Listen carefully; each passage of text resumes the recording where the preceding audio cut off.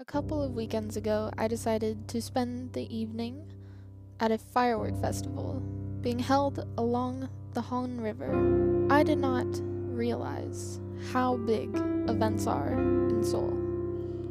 I know that something like 10 million people live in this city, but for some reason, I couldn't quite work out just how overwhelming the crowds were going to be. And let me tell you, I was pretty overwhelmed. You see, the firework experience that I'm used to takes place in the tiny town of Gray Eagle, California on the 4th of July. There are maybe hundreds of people at the peak of it gathered around a pond that you could probably swim across within, 10, maybe 20 minutes. These fireworks were nearly impossible to obscure with trees. Alright, maybe you could get a pine in the way pretty easily, but there weren't a ton of people. The pond made a pretty open space. You could sit pretty close to where they were setting them off, and the views were amazing.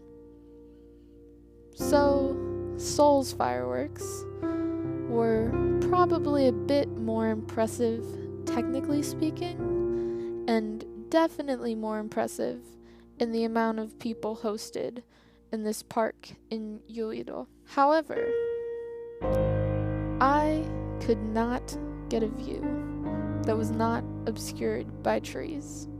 It's funny, because the fireworks lasted almost an hour, I would think.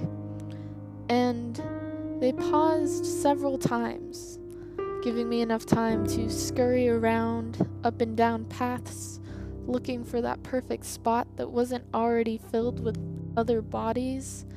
And yet, I settled on a place where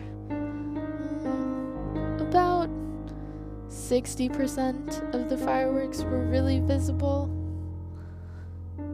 Yet, I still really enjoyed the experience. It still reminded me of the feeling of belonging and community that I felt in much less company and much closer to the Gray Eagle fireworks.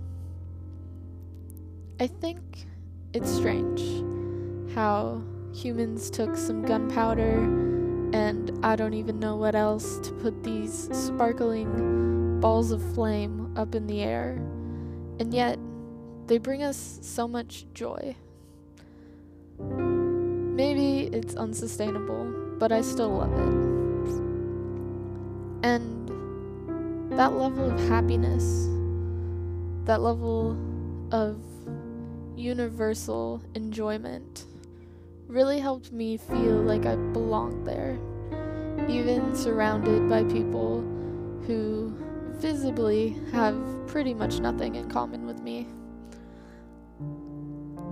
Watching the fireworks really helped me feel like I was in a holiday spirit, which was true for most of the Seoulites around me because this was mere days before the Chuseok holiday, or Thanksgiving here in Korea.